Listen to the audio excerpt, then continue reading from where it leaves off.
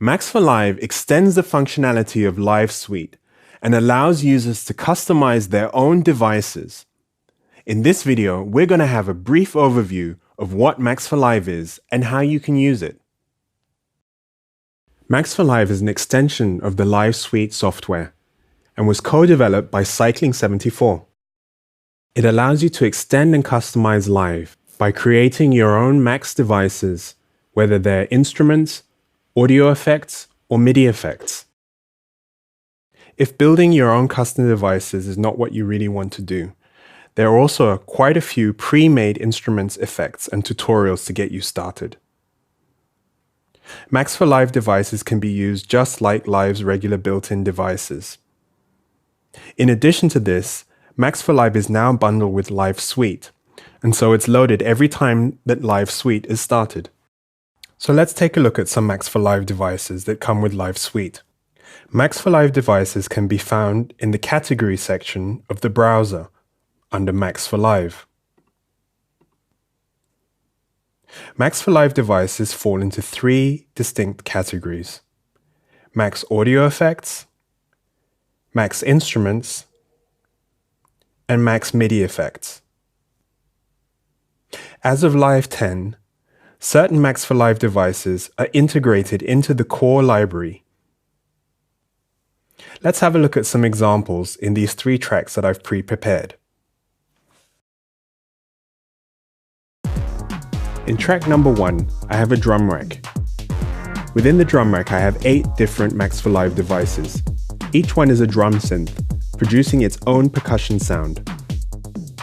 Each of the Max for Live devices can be controlled individually using their parameter controls.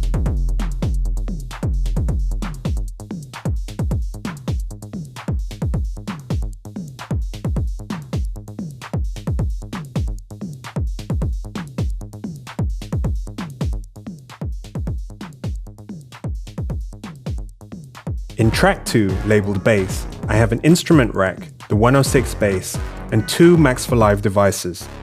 The device on the left, Expression Control, is a Max MIDI effect.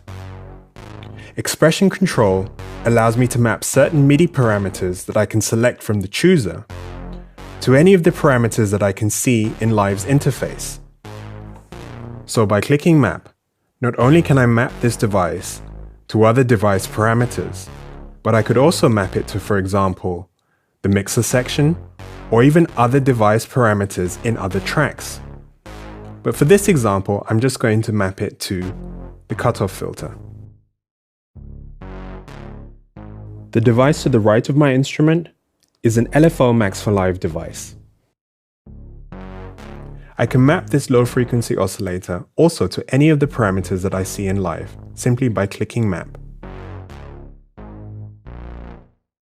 I'm going to map this to the volume of my mixer section of this track.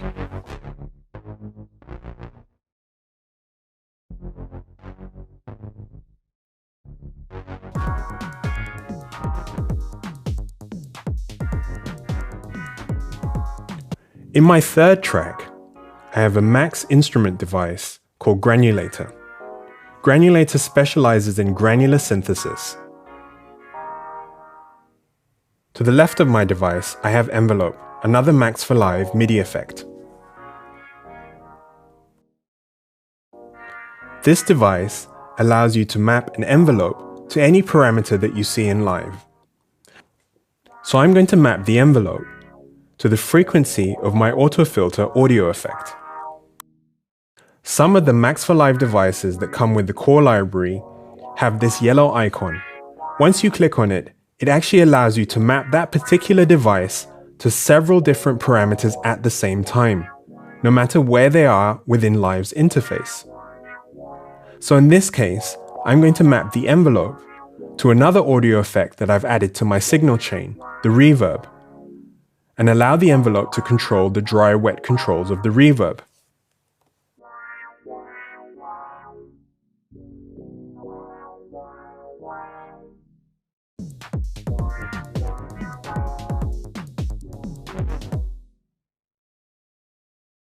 If you'd like to see how a Max for Live device has been programmed, you can click on the Edit button of the Max for Live device to open the Max device editor.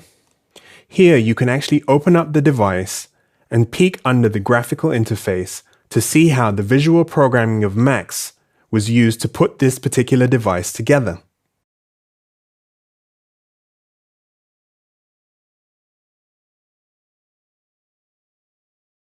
There are even more Max for Live devices available to you directly from the Ableton website under packs. Also, in addition to this, there's the website maxforlive.com, which contains a wide spectrum of Max for Live devices created by the community.